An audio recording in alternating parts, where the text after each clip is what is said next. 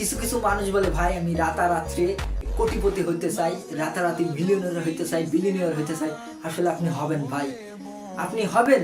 আপনি যদি স্বপ্ন দেখেন আপনি মিলিয়নিয়ার, বিলিয়নিয়ার বা ট্রিলিয়নিয়ার হবেন, তা আপনি হইতে পারবেন ভাই, ইনশাল্লাহ আপনি হইতে পারবেন। কিন্তু আপনাকে ভাই প্রসেস ফলো করতে হবে। আসলে রাতারাত্রি কোনো কিছু হওয়া যায় না।